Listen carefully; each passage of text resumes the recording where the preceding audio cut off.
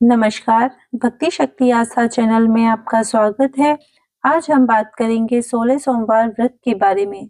जानेंगे क्या है व्रत की विधि, कब से आपको आरंभ करना चाहिए और 16 सोमवार व्रत कथा। 16 सोमवार का व्रत दाम्पत्य जीवन की खुशहाली के लिए और मनपसंद जीवन साथी पाने के लिए किया जाता है। ऐसी मान्यता है कि 16 सोमवार के व्रत का आरंभ श्रावण मास से करें तो यह और भी फलदायी होता है। पौराणिक मान्यताओं में बताया गया है कि 16 सोमवार का व्रत रखने का आरंभ सबसे पहले मां पार्वती ने स्वयं किया था और उनकी कड़ी तपस्या और व्रत के शुभ प्रभाव की वजह से उन्हें भगवान शिव पति के रूप में प्राप्त हुए थे।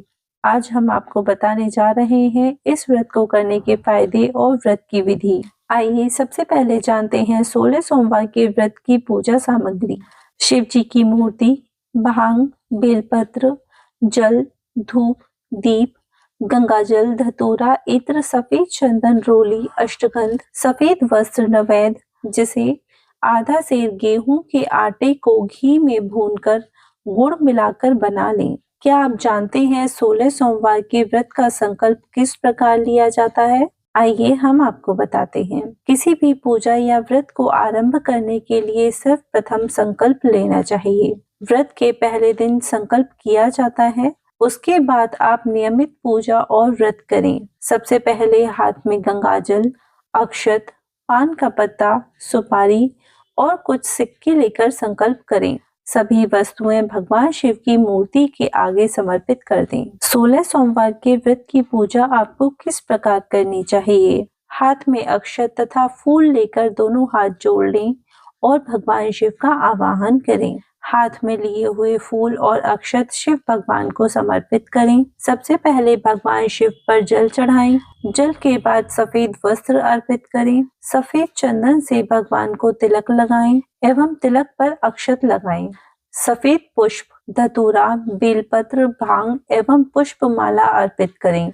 अष्टगंध, धूप अर्पित कर दीपक दिखाएं। भगवान को भोग के रूप में ऋतुफल या बेल या नैवेद्य अर्पित करें। आइए शुरू करते हैं 16 सोमवार की व्रत कथा। एक बार शिवजी और माता पार्वती मृत्यु लोक में घूम रहे थे। घूमते घूमते वे विदर्भ देश के अमरावती नामक नगर में आए। उस नगर में एक सुंदर शिव मंदिर था, इसलिए महादेव जी पार्वती जी के साथ वहां रहने लग गए। एक दिन बातों बातों में पार्वती जी ने शिवजी को चौसर खेलने को कहा। शिवजी राजी हो गए और चौसर खेलने लग गए। उसी समय मंदिर का पुजारी दैनिक आरती के लिए आया। पार्वती ने पुजारी से पूछा, बताओ हम दोनों में चौसर कौन जीतेगा? वो पुजारी भगवान शिव का भक्त था और उसके मुंह से तुरंत निकल पड़ा, महादेव जी जीतेंगे। चौसर का खेल खत्म होने पर पार्वती जी जीत गईं और शिव जी हार गए।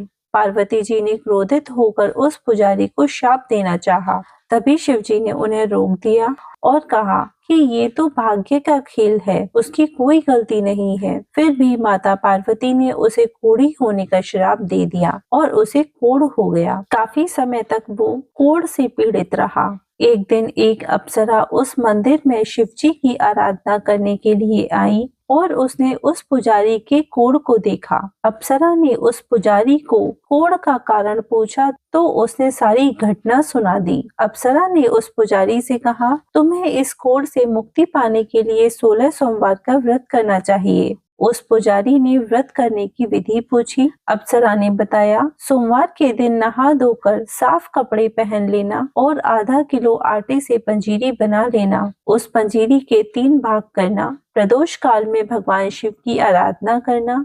इस पंजीरी के 1/3 हिस्से को आरती में आने वाले लोगों को प्रसाद के रूप में देना। इस तरह 16 सोमवार तक यही विधि अपनाना। 17वें सोमवार को 1/4 गेहूं के आटे से चूरमा बना देना और शिव जी को अर्पित कर लोगों में बांट देना। इससे तुम्हारा कोढ़ दूर हो जाएगा। इस तरह 16 सोमवार व्रत करने से उसका कोढ़ दूर हो गया और वह खुशी खुशी रहने लगा। एक दिन शिव जी और पार्वती जी दोबारा उस मंदिर में लौटे और उस पुजारी को एकदम स्वस्थ देखा। पार्वती जी ने उस पुजारी से स्वस्थ लाभ होने का राज पूछा। उस पुजारी ने कहा उसने 16 सोमवार व्रत किए थे जिससे उसका कोढ़ दूर हो गया।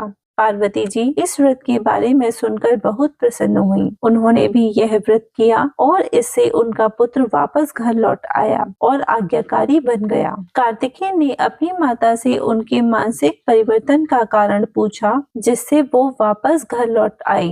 पार्वती ने उन्हें इन सब के पीछे 16 सोमवार व्रत के बारे में बताया। कार्तिकेय यह सुनकर बहुत खुश हुए। कार्तिकेय ने अपने दूर गए हुए ब्राह्मण मित्र से मिलने के लिए उस व्रत को किया और 16 सोमवार होने पर उनका मित्र उनसे मिलने विदेश से वापस लौट आया। उनके मित्र ने इस राज का कारण पूछा तो कार्तिकेय ने 16 सोमवार व्रत की महिमा बताई।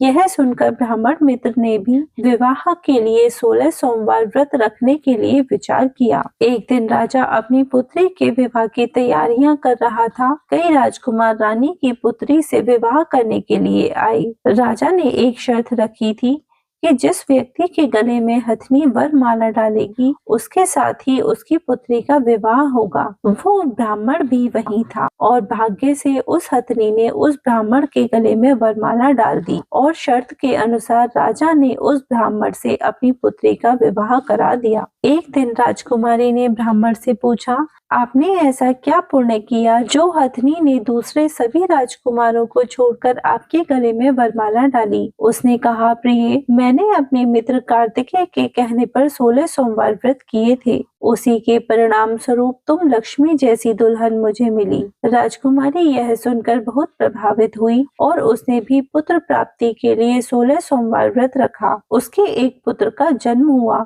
और जब पुत्र बड़ा हुआ तो पुत्र ने माँ से पूछा, आपने ऐसा क्या किया था जो आपको मेरे जैसा पुत्र मिला? उसने भी पुत्र को 16 सोमवार व्रत की महिमा बताई। यह सुनकर उसने भी राजपाट की इच्छा के लिए ये व्रत रखा। उसी समय एक राजा अपनी पुत्री के विवाह के लिए वर तलाश रहा था तो लोगों ने उस बालक को विवाह के लिए उचित बताया। राजा को इनकी सूचना मिलते ही उसने अपनी पुत्री का विवाह उस बालक के साथ कर दिया। कुछ सालों बाद जब राजा की मृत्यु हुई तो वो राजा बन गया क्योंकि उस राजा के कोई पुत्र नहीं था। राजपाट मिलने के बाद भी वह 16 सोमवार व्रत करता रहा। एक दिन 17वें सोमवार पर उसकी पत्नी को भी पूजा के लिए शिव मंदिर आने को कहा, लेकिन उसने खुद आने की वजह दासी को भेज दिया। ब्राह्मण पुत्र के पूजा खत्म होने पर आकाशवाणी हुई, तुम अपनी पत्नी को अपने महल से दूर रखो वरना तुम्हारा विनाश हो जाएगा। ब्राह्मण पुत्र यह सुनकर बहुत आश्चर्यचकित हुआ। महल वापस लौटने पर उसने अपने दरबारियों को भी यह बात बताई तो दरबारियों ने कहा कि जिसकी वजह से ही आपको राजपाट मिला है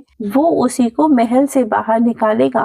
लेकिन उस ब्राह्मण पुत्र ने उसे महल से बाहर निकाल दिया। वो राजकुमारी भूखी प्यासी एक अनजान नगर में गई। वहां पर एक बूढ़ी औरत धागा बेचने बाजार जा रही थी। जैसे ही उसने राजकुमारी को देखा तो उसने उसकी मदद करते हुए उसके साथ व्यापार में मदद करने को कहा। राजकुमारी ने भी एक टोकरी अपने सर पर रख ली। कुछ दूरी पर चलने के बाद एक तूफान आया और वो टोकरी उड़कर चली गई और वो बूढ़ी औरत रोने लग गई और उसने राजकुमारी को मनहूस मानते हुए चले जाने को कहा। उसके बाद वो एक तेली के घर पहुंची। उसके वहां पहुंचते ही सारे तेल के घड़े फूट गए और तेल बहने लग गया। उस तेली ने भी उसे मनहूस मानकर उसे वहां से भगा दिया। उसके बाद वो एक सुंदर तालाब के पास पहुंची और जैसे ही पानी पीने लगी उसमें कीड़े चलने लग गए और सारा पानी धुंधला हो गया। अपने दुर्भाग्य को कोसते हुए उसने गंदा पानी पी लिया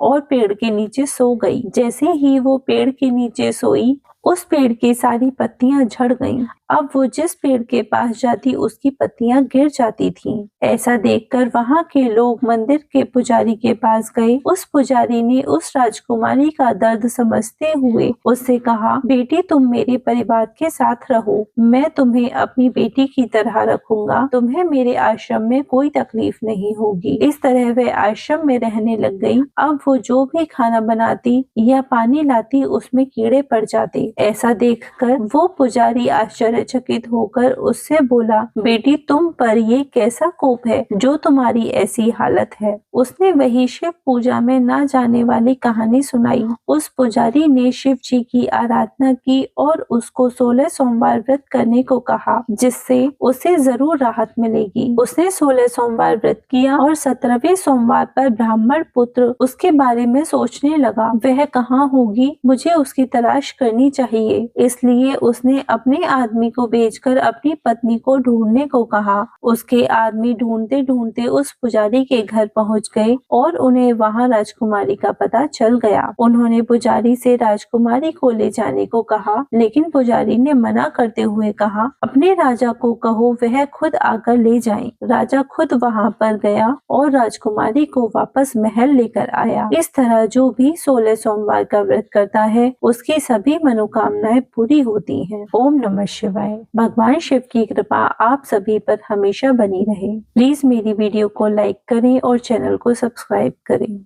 धन्यवाद।